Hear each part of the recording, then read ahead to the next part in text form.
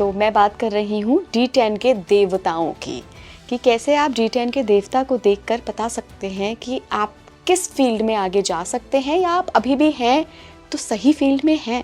D10 की बात जब हम करते हैं तो वो हमारा पूरा कार्य क्षेत्र है।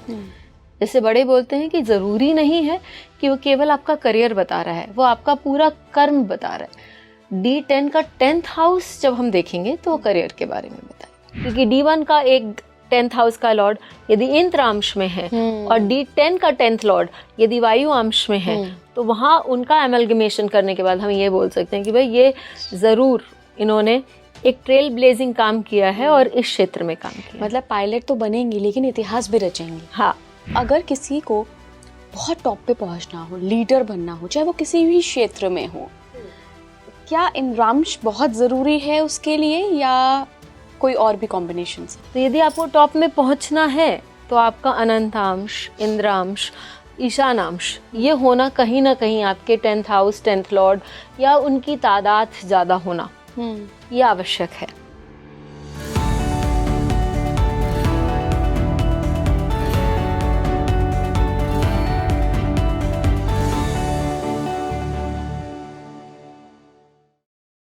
नमस्कार भारत, आप देख रहे हैं स्पीकिंग ट्री। मैं हूं आपके साथ इला गोस्वामी। एस्ट्रो अनुराधा मैम आपको याद होंगी, जिनके साथ नक्षत्रों पे मैंने 2 पॉडकास्ट किए थे। आपने बहुत पसंद किया था उन दोनों पॉडकास्ट को, क्योंकि हमने बहुत डिटेल में बात की थी। अगर आप एस्ट्रोलॉजी में, ज्योतिष शास्त्र में रुचि रखते हैं तो आज का पॉडकास्ट भी बहुत ही इंसाइटफुल होने वाला है। आपने कई सारे वीडियोस देखे होंगे जहाँ पे आपने D10 को पूरा डाइसेक्ट करते हुए लोगों को देखा होगा कि कैसे आप अपने कार्य क्षेत्र यानी बर्थ कुंडली का जो 10वां घर है उसको जब आप D10 में ले जाते हो, जब वो पूरा चार्ट बनाते हो, तो वहाँ से करियर बता सकते हो। लेकिन आज के पॉडकास्ट में जो मेरी मेहमान हैं एस्ट्रो अनुराधा मैम, उन्होंने D10 को देवताओं से जोड़कर बहुत ही सटीक प्रेडिक्शन करने की एक कला, एक हुनर, एक सीक्रेट शेयर किया है। तो कौन से वो देवता हैं, आपके कौन से ग्रह D10 जब आप अपना बनाएंगे या किसी ऐप में देखेंगे तो कौन सा ग्रह किस देवता के पास जा रहा है, ये आपका कार्य क्षेत्र, आपका करियर, आप उसमें कितने आगे जा सकते हैं, कौन कौन से दुनिया के बड़े एग्जाम्पल्स हैं, उनकी कुंडलियाँ भी हमने डिस्कस करी हैं।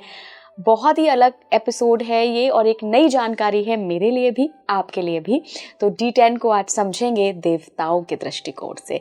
मैं बहुत बहुत स्वागत करना चाहूँगी renowned astrologer and coach astro Anuradha ma'am का। मैम बहुत बहुत स्वागत है आपका स्पीकिंग ट्री पर। थैंक यू इला for calling me again. Thank you so much. Ma'am, नक्षत्रों पे आपसे इतनी बेहतरीन चर्चा हुई थी, लोगों को इतना पसंद आया और उन्होंने हमें बोला कि बार बार कमेंट कर रहे थे कि मैम को फिर से बुलाइए, मैम अनुराधा मैम को फिर से बुलाइए। तो आज हमने सोचा कि क्यों ना और कुंडली में और अंदर घुसकर बात करते हैं, क्योंकि आप जिस तरीके से समझाती हैं ना, वो चाहे नॉर्मल इंसान हो जिसको एस्ट्रोलॉजी में इंटरेस्ट हो, चाहे वो स्टूडेंट हो, दोनों को समझ में आता है। और मुझे तो बहुत अच्छे से समझ में आता है, लर्निंग्स होती हैं मेरी भी। थैंक यू इला जी। एक्चुअली एग्जैक्टली आज वही एक टॉपिक मैं आपके साथ डिस्कस करना चाहती हूँ, जिसके लिए जो इंटरेस्टेड है, चाहे वो स्टूडेंट हो, चाहे वो अपने शौक के लिए देख रहा हो, या कोई एक्चुअली ज्योतिष भी प्रैक्टिस कर रहा हो, तो यदि वो देखेंगे तो एक पिन पॉइंटेड एनालिसिस करने में सक्षम होंगे। क्योंकि जब हम एनालिसिस एकदम टू द पॉइंट करते हैं तो सामने वाला भी खुश होता है, और उससे ज़्यादा आई फील कि मैं खुश होती हूँ कि मैंने आज अच्छा काम किया। राइट। आप सभी ने D9 पे बहुत चर्चाएं सुनी होंगी स्पीकिंग ट्री में, बर्थ चार्ट की बहुत सारे डीप सीक्रेट्स पता किए होंगे। आज के पॉडकास्ट में मैम के साथ हम डीप सीक्रेट्स पता करेंगे D10 चार्ट का, यानी कि जो आपकी बर्थ कुंडली होती है उसमें जो 10वां घर है, जो कार्य क्षेत्र का घर है। हर कोई पता करना चाहता है मैम कि मेरा करियर कैसा रहेगा, ब्राइट रहेगा, शाइनिंग रहेगा, या मैं किस फील्ड में क्या करूँगा। आपने एक बड़ा अच्छा सीक्रेट आज मुझे पॉडकास्ट के पहले बताया, जो कि मेरे बारे में था। तो मैं देखिए आपको बताऊंगी नहीं क्या था वो सीक्रेट, वो हम रिवील करेंगे पॉडकास्ट के दौरान, लेकिन बिल्कुल सटीक बताया था मैम आपने। Thank you. तो मैं बात कर रही हूँ D10 के देवताओं की, कि कैसे आप D10 के देवता को देखकर बता सकते हैं कि आप किस फील्ड में आगे जा सकते हैं, या आप अभी भी हैं तो सही फील्ड में हैं। राइट। तो देखिए, शुरू से शुरू करती हूँ मैं कि जब हम कोई भी वर्ग कुंडली करते हैं तो उसका उतना विभाजन होता है। जब हम D10 की बात कर रहे हैं आज के डेट में, मैं हमेशा बोलती हूँ कि D10 बहुत इम्पोर्टेंस ले रहा है, क्योंकि हमारा करियर जो है वो शायद हमारे रिलेशनशिप्स से ज़्यादा इम्पोर्टेंट होता जा रहा है most of the times, because हमारे यहाँ कोई आजकल एक सीमा नहीं रह गई है कि हम इंटरनेशनल कॉल्स भी ले रहे हैं, हम नेशनल मतलब लोकल कॉल्स भी ले रहे हैं, सब कुछ हम कर रहे हैं। तो उसकी एक पहले जैसे 9 to 5 लोग काम करते थे, अब इंटरनेट होने के कारण, अब खुद के फ़ोन्स होने के कारण लोग रात को 12-12 बजे तक भी काम कर रहे हैं। तो करियर जो है वो कहीं ना कहीं हमारे लिए बहुत तेज़ी से बढ़ता जा रहा है, ग्राउंड पर्सनल लाइफ से ऊपर शायद होता जा रहा है। तो करियर D10, और D10 की बात जब हम करते हैं तो वो हमारा पूरा कार्य क्षेत्र है। जैसे बड़े बोलते हैं कि ज़रूरी नहीं है कि वो केवल आपका करियर बता रहा है, वो आपका पूरा कर्म बता रहा है। D10 का 10th हाउस जब हम देखेंगे तो वो करियर के बारे में बताएगा। अच्छा, और एक और चीज़, BPHS में बहुत क्लियरली मेंशन्ड है, 7th चैप्टर, जिस बुक से मैं रेफ़र कर रही हूँ गिरीश चंद्र शर्मा जी की किताब से, तो उसमें 7th चैप्टर में पराशर ऋषि ने किस प्रकार आपको अपने डिविजनल चार्ट्स बनाने हैं, किस प्रकार उनका विभाजन करना है, ये सारी चीज़ें बताई हैं। ऑब्वियसली D10 के बारे में भी बताया है। तो D10 को हम 10 भाग में विभाजित करते हैं, ठीक है, और हर भाग का उन्होंने वहाँ एक देवता का भी मेंशन किया है, उसके बारे में मेंशन नहीं किया है, देवता का मेंशन किया है। वापस आपके और मेरे फर्स्ट कॉन्वर्सेशन से मैं ये बोलूँगी कि उनका तो उन्होंने विवरण पहले ही वेदों में दे दिया है। तो यदि उन्होंने उनका मेंशन किया है तो वो with a backward context mention किया है।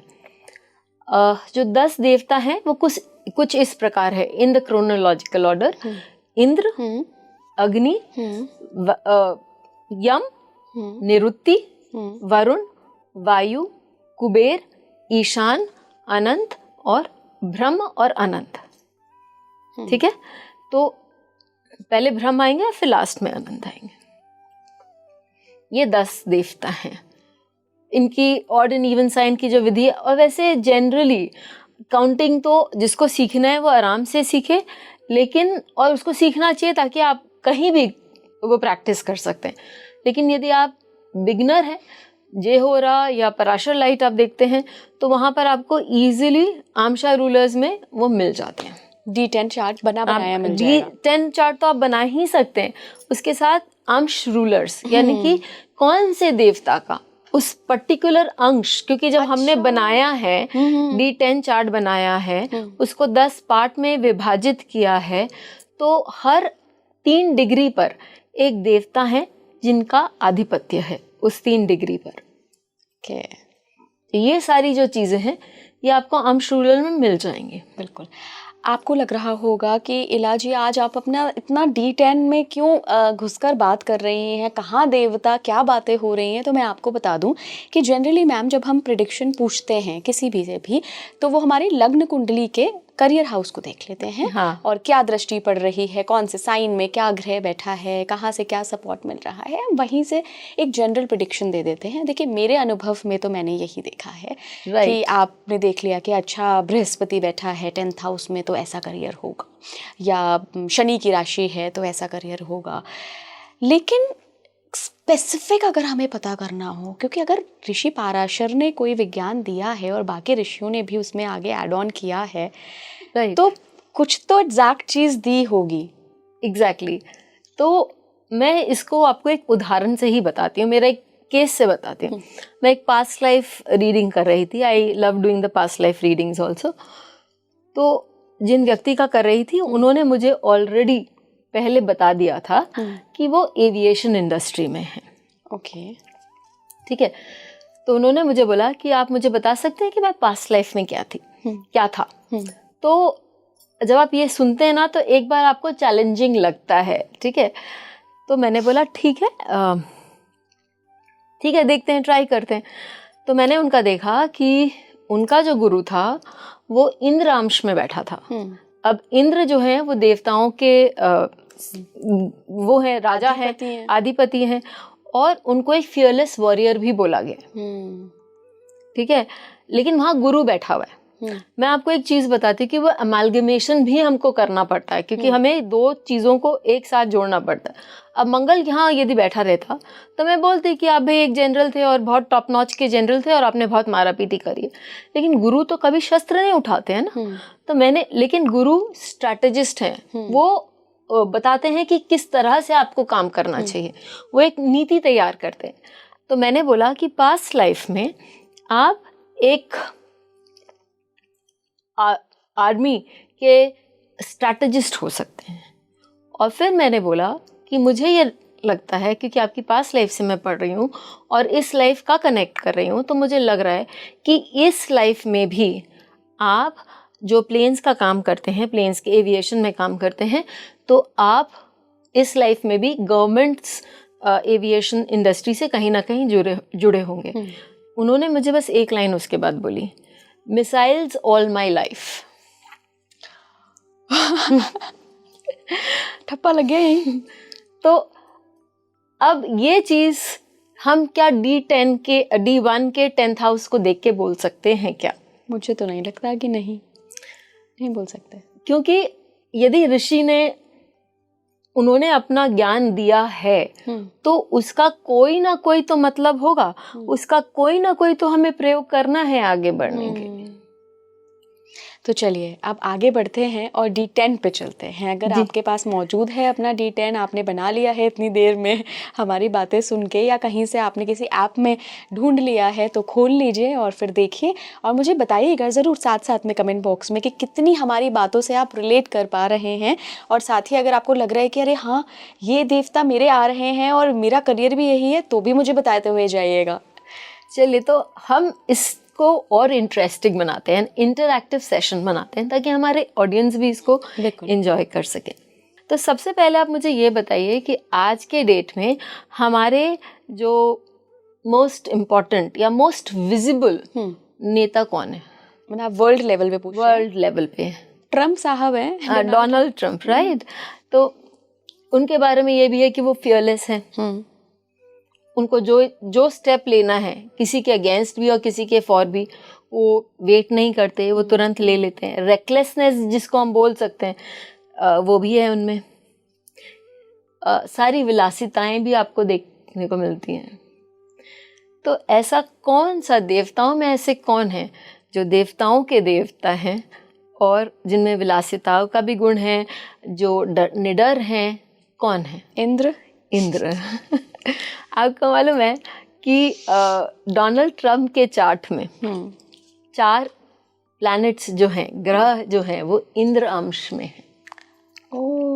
यानी वो जो भी करते, जब वो रियल एस्टेट में भी थे तो भी वो टॉप मोस्ट पोजीशन में थे।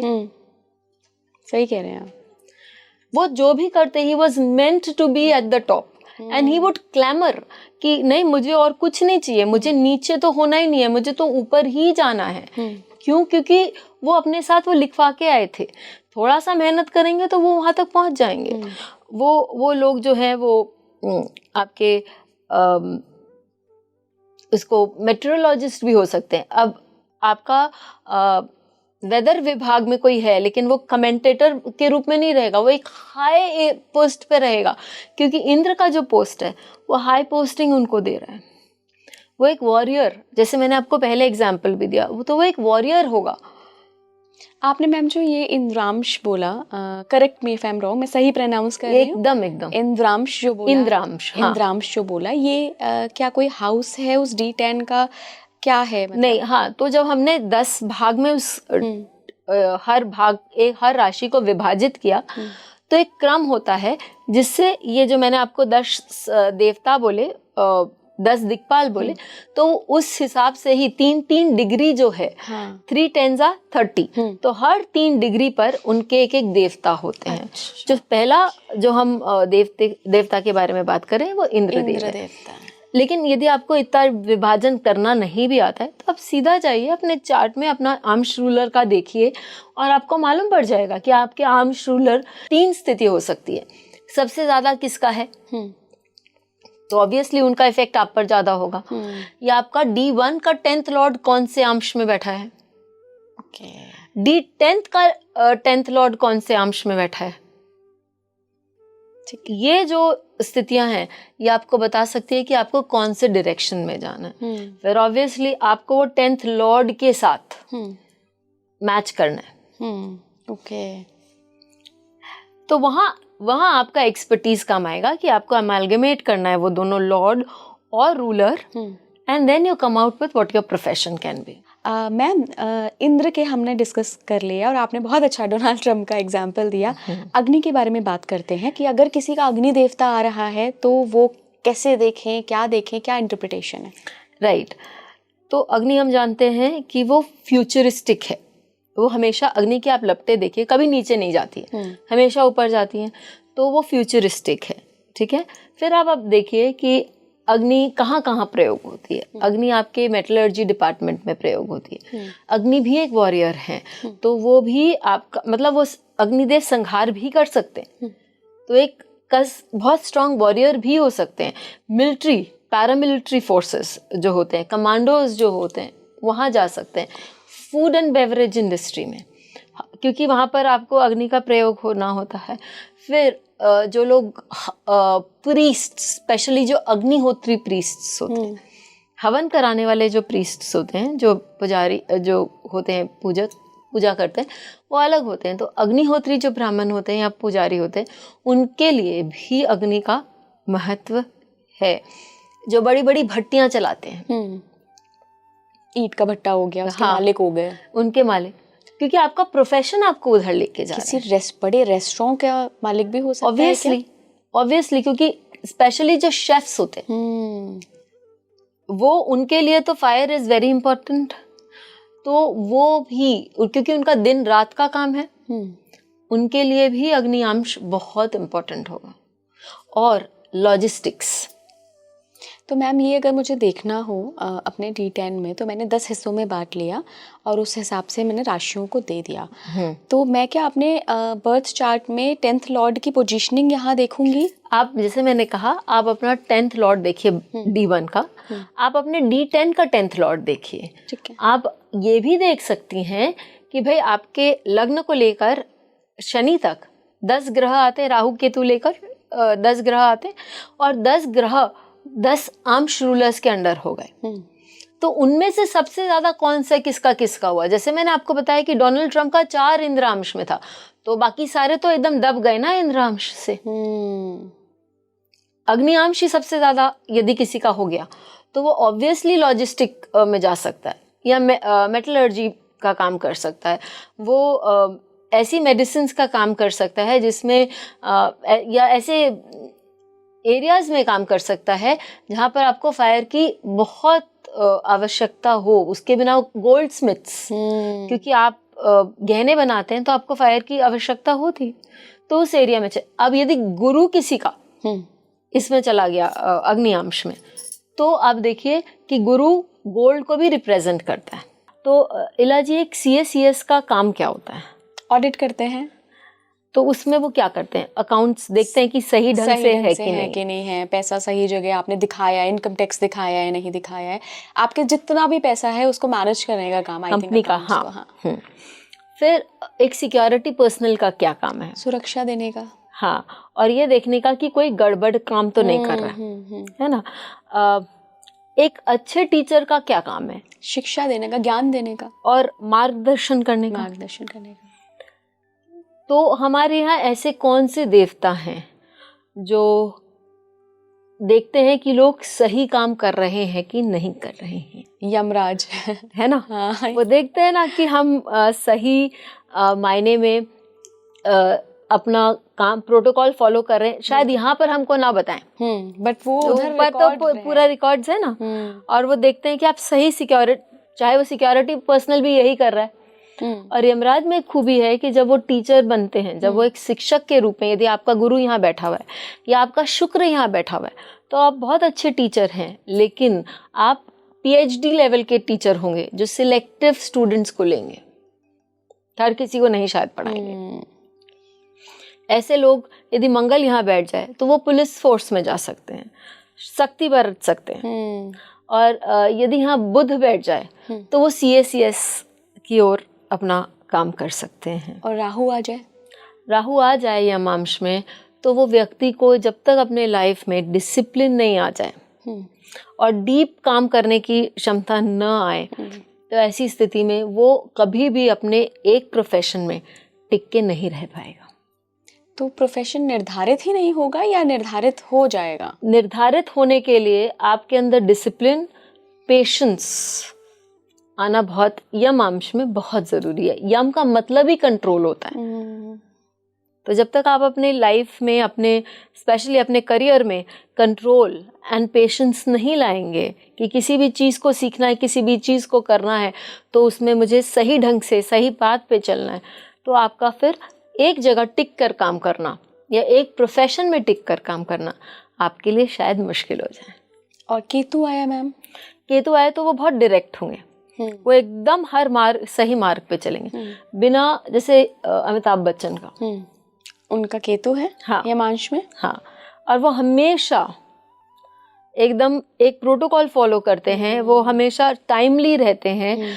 वो जो भी उनके लिए इट्स बेस्ट नोन कि he is a directors actor.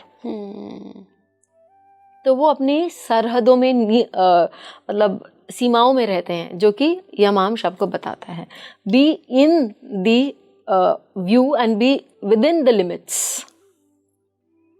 Okay,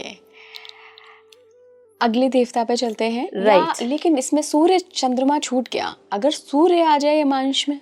देखिए, सूर्य आपको हाईलाइट कर देता है, तो आप सिक्योरिटी पर्सनल भी बनेंगे ना, तो आप एक अच्छे पोस्ट पे रहेंगे।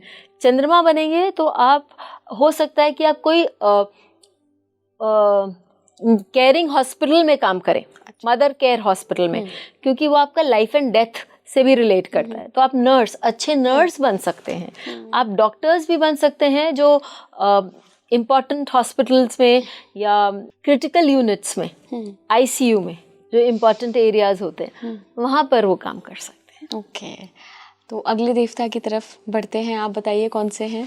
निरुक्ति। निरुक्ति। निरुक्ति जो देव हैं वो बहुत बेसिक लेवल के देवता हैं, ठीक है। और निरुक्ति को ये वरदान था कि वो जब सृष्टि में बहुत सारी बहुत उपद्रव था और बहुत गंदगी थी, तो निरुक्ति धीरे धीरे समेटते हुए उसे अपने पास ले। तो जो गंदगी हटाता है, जैसे जो लोग रिसाइकलिंग का काम करते हैं, है ना, बहुत लोग आप देखेंगे रिसाइकलिंग यूनिट शुरू कर रहे हैं। बहुत लोग आप देखेंगे कि रिसर्च का काम कर रहे हैं, जड़ से नीचे आने का, ऊपर आने का जो काम कर रहे हैं। बॉटनिस्ट का काम कर रहे हैं, हर्बल मेडिसिन्स का काम कर रहे हैं। जो लोग एनिमल्स के डेड बॉडीज के साथ काम कर रहे हैं। निरुक्ति अंश में यदि राहु हो तो वो आपको तंत्र की ओर भी ले जा सकता है। ओके, ये भी मैंने देखा है। मैं I am not suppose to name the person और द चार्ट्स, लेकिन ये भी मैंने देखा है कि आपको तंत्र की ओर ले जा सकता है, क्योंकि निरुक्ति का तंत्र में बहुत प्रयोग होता है। तो ये सारी जो चीज़ें हैं, ये डिपेंडिंग ऑन अगेन देवता टू देवता। अब एक चीज़ मैं आपको इंटरेस्टिंग यहाँ बोलती हूँ। किसी का चार्ट आया था मेरे पास, तो वो मुझे बोल रहे थे कि भाई इतना बड़ा पेंट का बिजनेस कोशिश कर रहा हूँ, हो नहीं रहा है, बैठ नहीं रहा है, कर नहीं रहा है।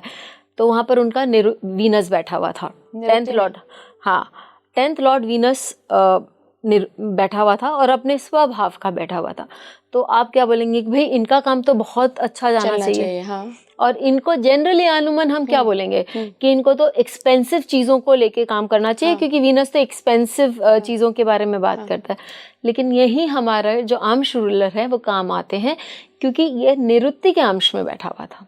तो नहीं आएगा। हाँ, तो वो आपको बेस लेवल पे काम करने के लिए बोल रहे हैं, वो आपको हाई लेवल पे काम करने के लिए अनुमति नहीं दे रही हैं।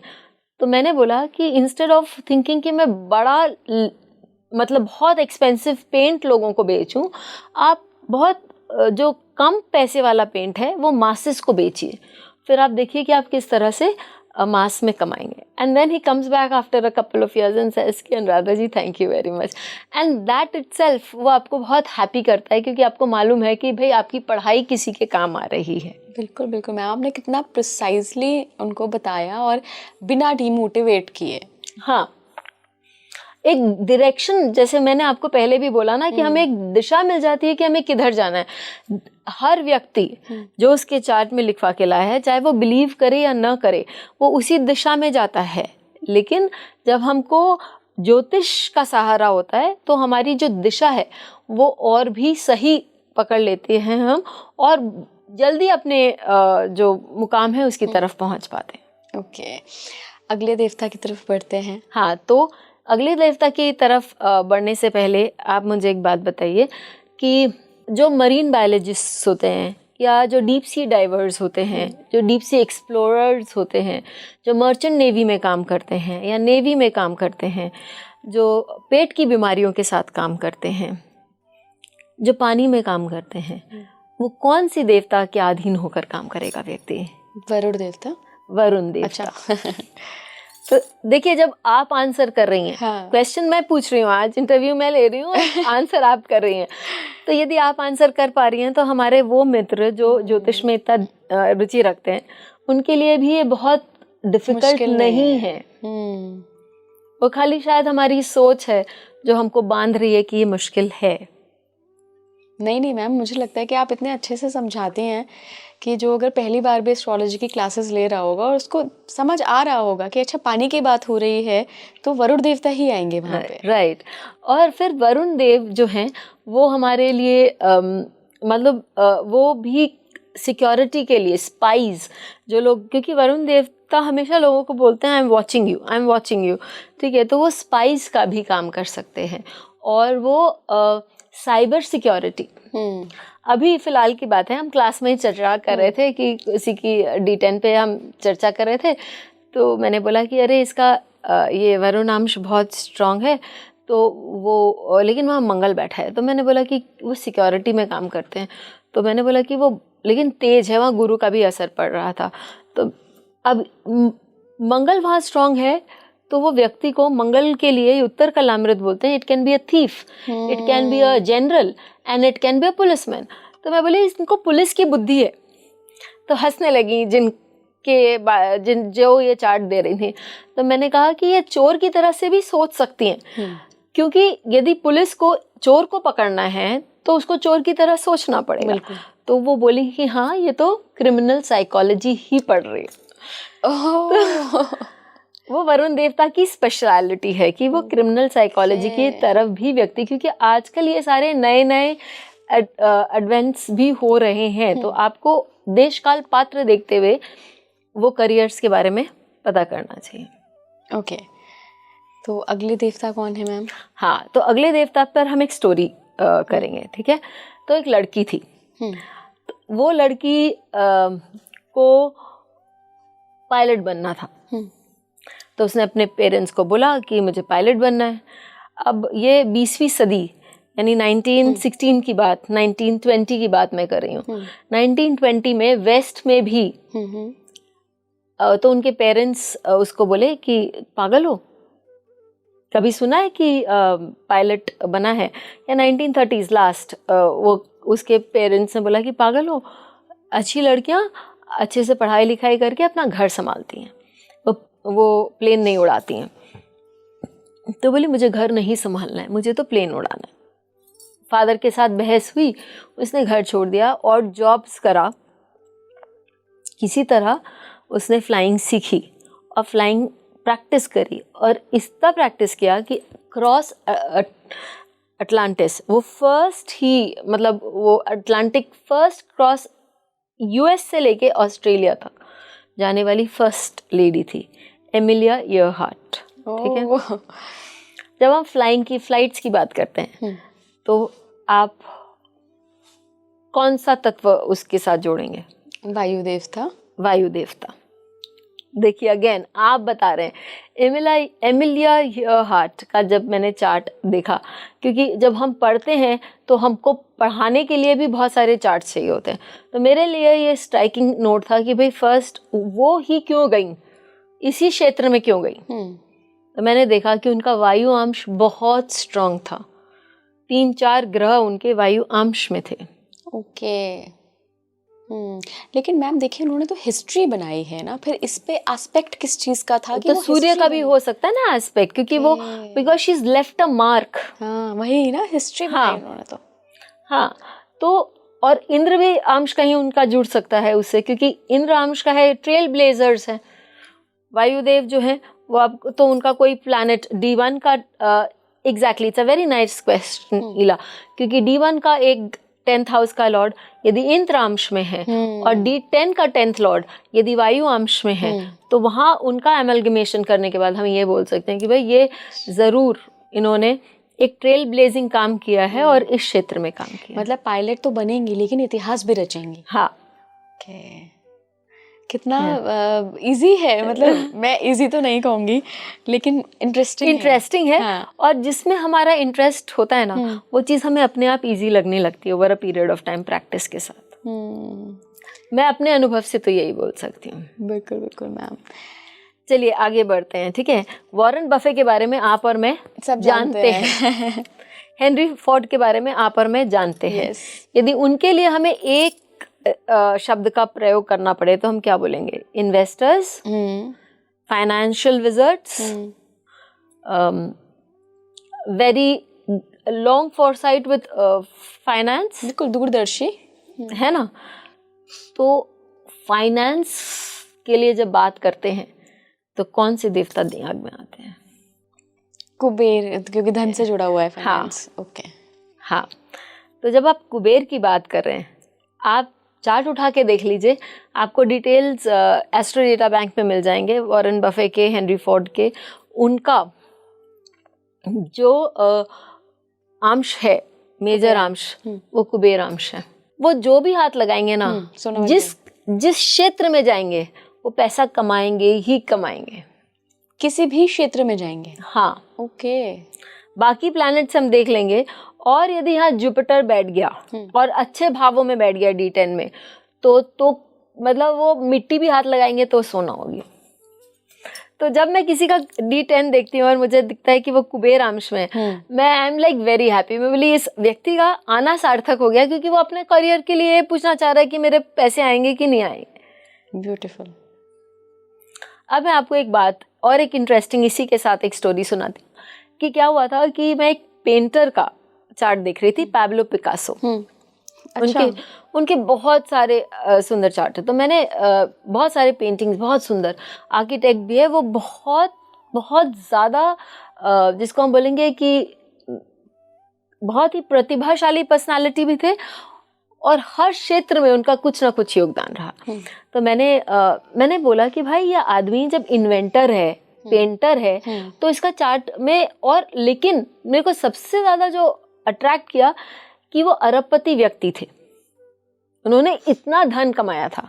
तो मैंने बोला कि ये प्रोफेशन से इतना धन कैसे कमा सकते हैं, ये देखो। तो मैंने देखा कि उनका 4 ग्रह कुबेर अंश में। यदि ये धन नहीं कमाएंगे तो और कौन धन कमाएगा, बताओ। मुझे ये कुबेरांश वाला काफी इंटरेस्टिंग लग रहा है और लोगों को भी लग रहा होगा। आप बताइएगा आपके कुबेरांश में कितने ग्रह बैठे हैं और क्या स्थिति बन रही है? अच्छा, तो आपने मुझे एक क्वेश्चन पॉडकास्ट के पहले पूछा था इला कि मैम आजकल बहुत लोग स्पिरिचुअलिटी की तरफ जाने लग रहे हैं और दूसरों की मदद भी करना चाहते हैं और इसको अपना प्रोफेशन लेना चाहते हैं, तो उसको हम किस अंश से देखेंगे? हाँ बिल्कुल मैम, ग्लोबली भी अगर हम देखें तो स्पिरिचुअलिटी अब एक बिजनेस बन गया है, लोग करियर बना रहे हैं उसमें, लोग अपनी बहुत अच्छी अच्छी नौकरी छोड़कर स्पिरिचुअल कोच बन रहे हैं, स्पिरिचुअल गुरु बन रहे हैं, मोटिवेशनल स्पीकर्स बन रहे हैं। तो कोई तो ग्रह होगा जो निर्धारित करता होगा, राइट, और कोई अंश रूलर भी होगा। हाँ, अंश रूलर भी होगा। तो विवेकानंद जी आपको एज अ स्पिरिचुअल लीडर कैसे लगते हैं? अरे आइडियल है वो तो, आइडियल है ना, और वो बनना नहीं चाहते थे, वो बन गए। तो जब हम रुद्राष्टकम पढ़ते हैं तो इसमें एक शब्द आता है नमामीश मीशान, है ना। उस ईशान का मतलब होता है, हमारे घर में वास्तु में भी ईशान कौन लोग देखते हैं, जो नॉर्थ ईस्ट में आता है। तो जो 8th लॉर्ड जिनके बारे में मैं आपसे बात कर रही हूँ वो है Ishan. 8th Lord is Ishan. 8th अंश जो है वो ईशान अंश का है। और यहाँ पर ये एक ब्लैंकेट की तरह काम करता है। ऐसे लोग इनोवेटिव होते हैं, ये शांत होते हैं। सबसे पहला इनका वो गुण आना ही चाहिए कि ये शांत स्वभाव के होंगे। अपने प्रोफेशन को लेके एक बहुत अग्रसर होते जाएंगे, लेकिन वो कभी उसके साथ बहुत ज़्यादा जकड़ेंगे नहीं और उसमें इनोवेशंस उनके आएंगे ही आएंगे। एक लड़का जो एक छोटा सा काम अपने फादर की डेथ के बाद उनके इंस्ट्रूमेंट्स को एक स्टूडियो से दूसरे स्टूडियो ले जाना और उसको रेंट पे देना, वहाँ से शुरू करता है। और आज म्यूज़िक इंडस्ट्री में उसका ये हाल है कि वो इंटरनेशनल लेवल पे रिप्यूटेड म्यूजिशियन है और उन्होंने बहुत सारे म्यूज़िक इंस्ट्रूमेंट्स आज के डेट के जो हम बोलेंगे जो टेक्नोलॉजी ड्रिवन वो इंस्ट्रूमेंट्स उन्होंने निजात किए हैं। उनका ईशानांश बहुत स्ट्रॉन्ग है। ए.आर. रहमान को कोई मिस नहीं कर सकता है। तो ईशानांश आपको जो आपकी इच्छा है, आपका यदि 10th हाउस से वो जुड़ा है और यदि आप एकदम लगन के साथ काम करते हैं और बहुत ज़्यादा विचलित नहीं होते कि मेरे साथ तो ये नहीं हो रहा है, मेरे साथ नहीं हो रहा है, मेरी ये एम्बिशंस है, वो एम्बिशंस है, वो मत करिए। क्योंकि ईशानांश अनटिल एंड अनलेस कि वो राहु के इन्फ्लुएंस में आ रहा है, वो आपको जो देना है वो आपको मिलेगा। और यदि ईशानांश कहीं भी आपके 10th लॉर्ड के साथ जुड़ता है, 10th हाउस के साथ जुड़ता है, तो वो आपको देता ही है। लेकिन उसके लिए आपको शांतिपूर्वक अपना काम करना पड़ेगा।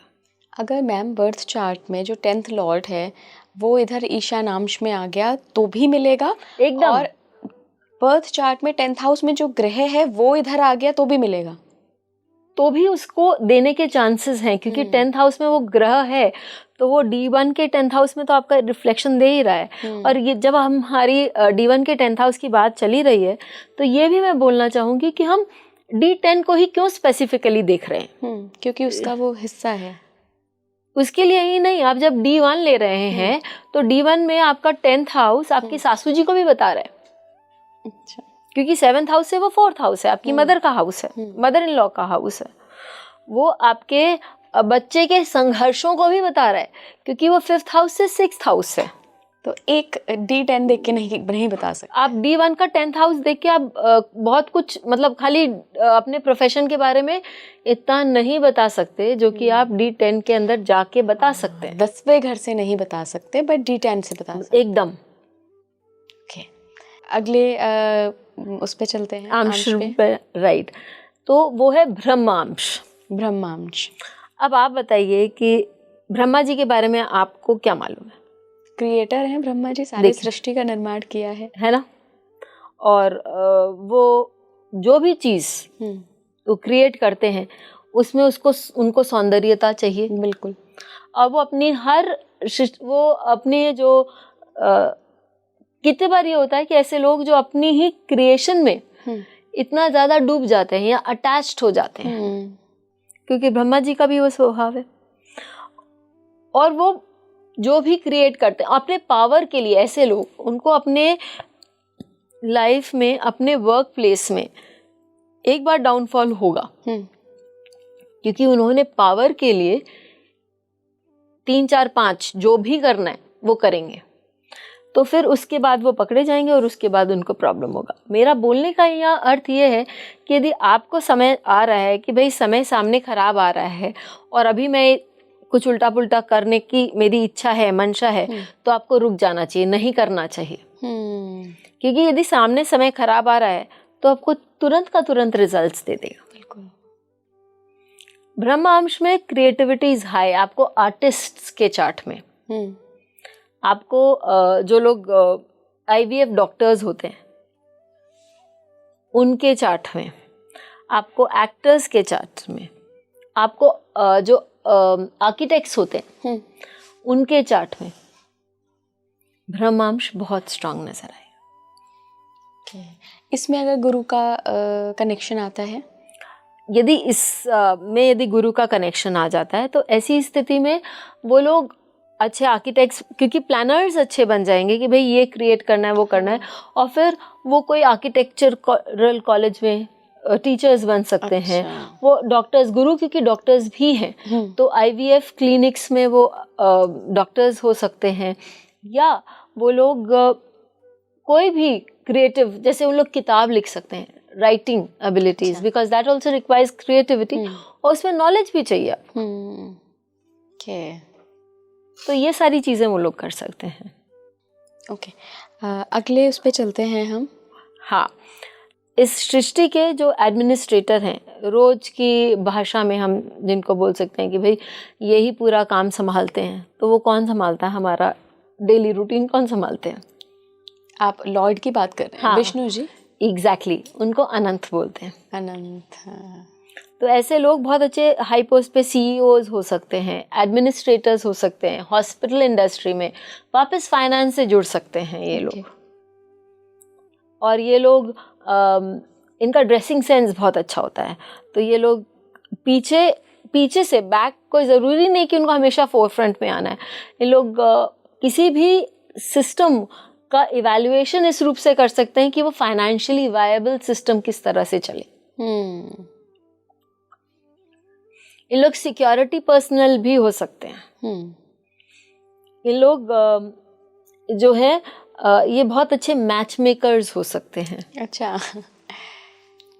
ये लोग, आप आज का एक और ट्रेंड चला है देखिए, और बहुत अच्छे लोग उसमें आते हैं, स्टैंड अप कॉमेडी। अच्छा, ये अनंत वाले उधर भी जा सकते हैं? एकदम।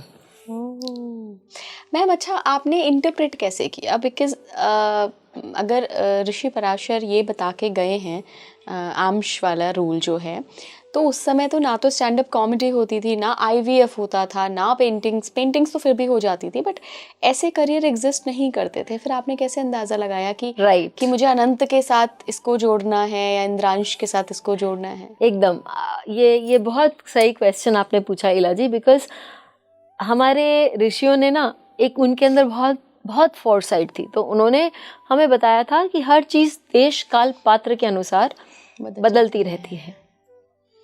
उस समय यदि ब्रह्मांश में जाएंगे हम, तो वो कुम्हार भी हो सकता था, क्योंकि वो क्रिएट कर रहा है। बिल्कुल। लेकिन आज के टाइम देशकाल पात्र के साथ, मैंने आपको जैसे बोला था कि उन्होंने केवल नाम दिए थे, उन्होंने कहानियां नहीं बताई थी, क्योंकि वो तो आपको वेद पुराण से मिल जाएंगी। क्योंकि विष्णु भगवान जो हैं वो बहुत अच्छी मस्खरी करते हैं लोगों के साथ। कृष्ण अवतार में हमने देखा है कि उन्होंने सबके साथ ठिठोली करी है, मजाक करा है।